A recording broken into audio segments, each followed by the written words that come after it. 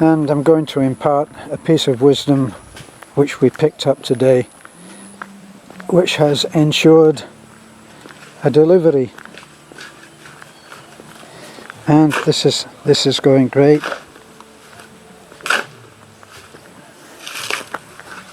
Yeah.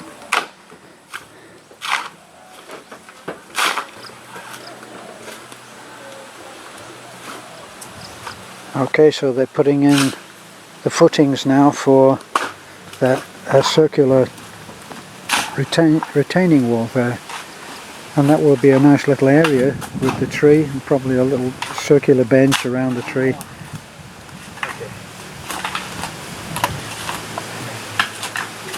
I'm not going to disturb the guys now as they're working. But you can see that man in the yellow is a machine. Has worked so hard. He's been responsible for digging out most of this stuff here.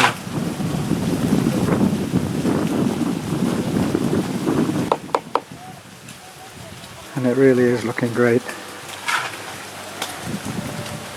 James, I found out the secret. I found out the secret for getting a delivery. Did you? Yeah. You talk to the driver. Don't talk to the office. Don't talk to the desk. Don't talk to the lady that fills out the receipt. You go and you find a driver and you tell him, if you get that delivery to me today, there'll be 500 pesos waiting for you. Really? One way to do it. We got our delivery today. Speeds it up, right? Yeah. Worth every peso. I think so. Actually, I told Beth to tell them 100 pesos, and then I found out when I got up here that she told them 500. Oh my goodness. I said, are you crazy? But not so crazy because we got our delivery. It worked, yeah. Yeah. Okay, it's looking really great, James. Thank you. You could say you're moving heaven and earth. Maybe not heaven, but the earth. Moving the earth. Okay. Or at least easy is. It's looking good though.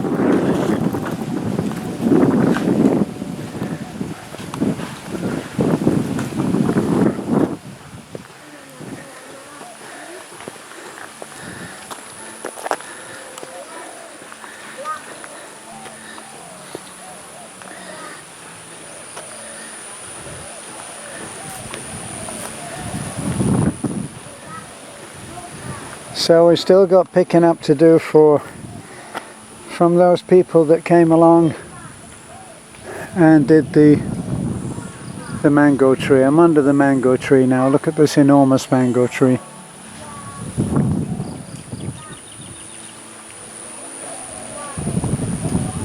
Beautiful mango tree. And they get up in there somehow and they put one of these things here. This is not just a piece of trash that's been blown. This is like a little paper bag that they've made, and they put that onto the mangoes. And that keeps the birds and the bugs away, so that there's a good harvest when they come to pick. But during that time you've got wind and rain, and those little bags get swept off and they create this trash. Now, one of my very soon to be projects is to make an incinerator. So we'll get an incinerator built, and then instead of just moving trash from one place to another where it gets redistributed again anyway, we'll actually be able to burn it in one central place, and I think that will be a big plus. As for this, not quite sure when we're going to do this. I would suspect first thing tomorrow morning, and then I'll be no doubt on my way back to Taliban.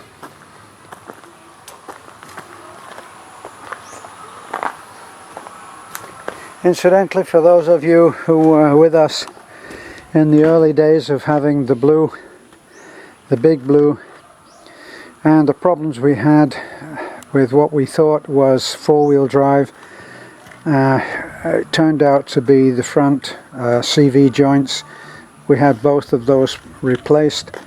I'm actually at the point now where I would like to have stiffer shocks put on the front to improve the handling. It's a little bit, as Beth would call it, it's a little bit bouncy. So we're actually thinking that that should be a little improvement, an upgrade that we should do. Put stiffer shocks on there. I love driving that truck. It is a beautiful truck to drive. It really is. It's a great joy. The interior is really quite a high specification. It's all electric inside. Electric tilt steering. It's got a nice stereos, AC, electric windows. It's just a joy to drive, and I really love it. And unlike most, it's still only one of those rebuilt trucks, but it started off life as a left-hand drive. So all of the heating, AC, all of that is all still intact, and that's a huge benefit, because when you are in the rain and you have the windows closed, you really need to have heat. So it's got a blower, it's got all of the things you would expect in any truck or car in the West, and power steering, of course. It's four-wheel drive, and now the four-wheel drive works very, very well. Plus, on the way up today with that load on, and as you can see, pretty muddy conditions, it made it up here in just ordinary two-wheel drive, just driving on the back wheels, which I purposely did just to see how it would perform. It went through some really muddy patches. In the past I've walked you up that road that takes us out of here. Now that road is in bad shape, but with so much else to do, we're just waiting now for the rainy season to end, and then I will use the grader that we had made up. It's a drag along grader. Doesn't have to be elaborate in order to be able to do something with that road, but we'll do a few trips up and down using the Big Blue, probably in four-wheel drive, and we'll be able to get something done with that. But if you can see, if you can focus your gaze past the house that you can see in the center of the picture, and then up behind that house is the road, and that curves at the bottom of that big hill. The big hill drains all the water down, and it drains it onto that wall, and as it drains off into the road, it takes part of the hill with it, so you get some subsidence there, and eventually at some at some unknown date, all of that will have to have a retaining wall done, but that will be at considerable cost. You can actually see right above the silver roof, right above that is a tree. It's a big bushy tree, no idea what it is, but if you look at the top of that tree, going back, way back and further on, you'll see another tree, and that's the Gemelina tree. Now this Gemelina tree marks the place where we will have to take a retaining wall to. So it's a considerable distance, you know, let me see, I don't know, 50 or 60, maybe 70, maybe 80 or 90 meters from the bridge will take us to about there. Quite a distance, but it will be something that has to be done, along with concreting that road. But those would be heady days of lavish luxury, and they're not happening anytime soon.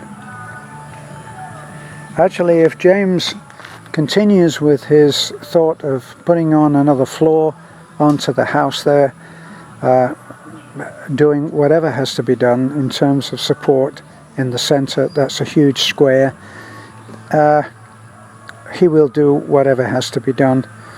He has demonstrated beyond doubt that he knows what he's doing, and while it may not be progressing in stages that everybody else can agree with, I believe that he knows what he's doing, and whatever needs to be done in terms of support will happen. And then we won't be able to see that road anymore, will we, because there'll be a house there.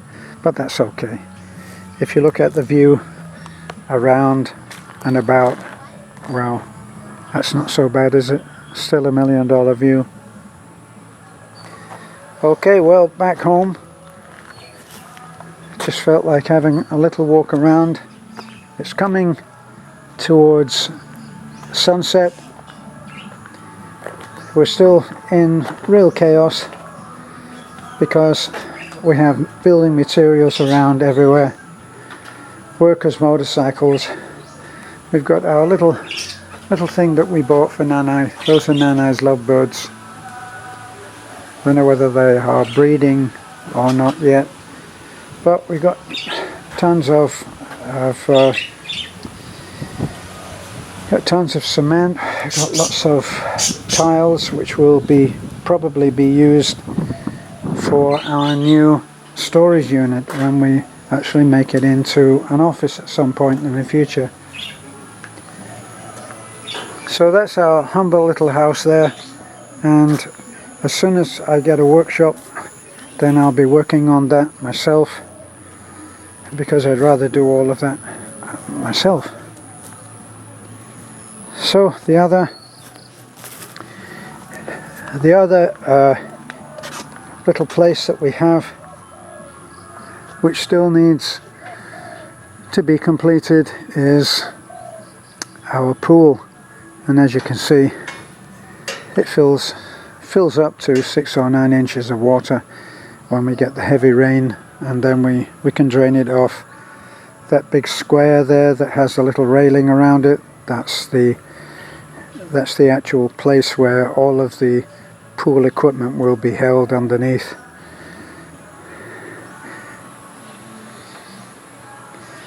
And it's a very peaceful time.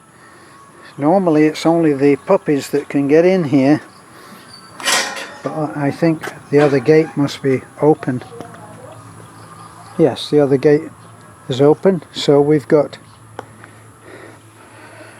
an intruder here. Puppy, what are you doing? You know, it's a guilty conscience. Let's see if she goes out. Yeah, she's gone out. But this little one, I don't know what's wrong with this little guy. We've had him to the vet, had her, I think, to the vet. She is very, very meek and timid.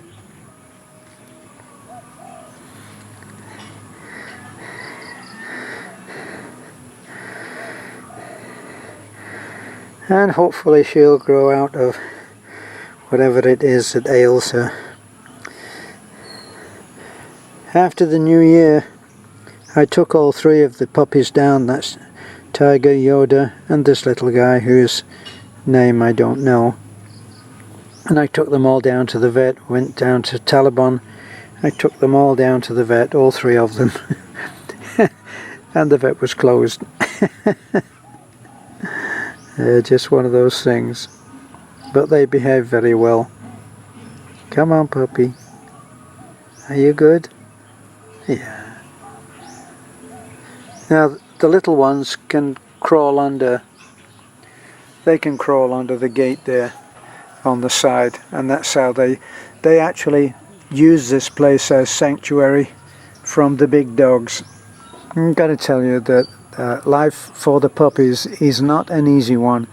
We can only protect them so much, and then they must learn to fend for themselves, which means taking a few a few knocks and a bit of bullying, and it's one of those things. It's life on the farm. They have to learn to fend for themselves or get the heck out of the way. Getting out of the way being probably the more sensible way. Now, what's... Bogey, get out of there. Go on.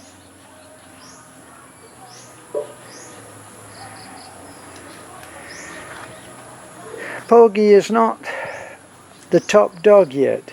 He is the biggest dog, but he's not the top dog yet. Are you, baby? But he's the biggest, and eventually, no doubt, he will assert himself. Okay, well, as I said when I was ending this a little while ago, that's all from me. There's some of my materials that are still waiting. They use this area. They use this area to cut some of the rebar for the storage unit that's going up there. Storage and workshop. And that gap that you see between the red house and this and the unit, the new unit, will be covered in. There'll be a door in that, and then so we'll be able to come out of the house and still get out the back door. Well, it's a back door now, but it was to be the front door. We've got some nice big windows there that look out over to that beautiful view out there. Didn't put any windows in the back there because I'm anticipating that will be the part where the storage will go in, so we really don't want windows there. They'll just be covered in. There's a nice big door.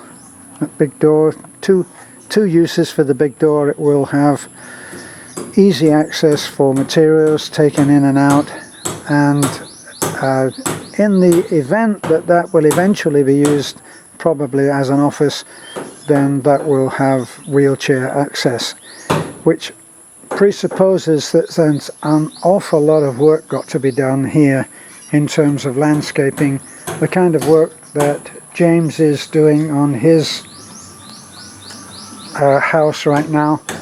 He's getting all of that organized, but the necessity for him is great because of drainage, water, subsidence, making sure that the house doesn't slide off the hill. So that's why all of that is happening down there and must be attended to. Of course, other people might do that differently. Somebody said, well, I think you should do the house first, and others say, I think you should do this first and that first, and yeah, each of us do our own thing. So there's my lovely truck. I love that truck, and it's been a joy to be driving it back again, and a big relief. Seemed like we couldn't get anybody to diagnose what the heck was wrong. We thought it was the four-wheel drive, and then we happened to have a motor genius dropped in on us from Australia. A man who, for people who have a lot of money, will build you a beautiful Mustang or a motorcycle that looks like it's 100 years old, but actually is only a few weeks old. And he knew exactly what to do, and he even came with his work clothes. And he got down and we jacked the truck up, the Big Blue, and he found out what was wrong and he put it right. So that's our friend Kerry. Kerry, every time I drive that, I think of you, because it drives terrific now. So we're really very, very happy. At some point in the future, I think I would like to get different wheels and bigger wheels and a more aggressive off-road tire on there, and I think that would be a big plus. That would need to be jacked up a little bit, but I think it would be well worth it. So there we go. I'll try ending off again, and thanks for being with me. Hope to see you again. Hope you will see us again. This is a foreigner in the Philippines. Back home, there's our doormat at the front, and my little friend Tiger has gone back to wait while I get up there. So, bye for now. Don't forget to like, comment, subscribe.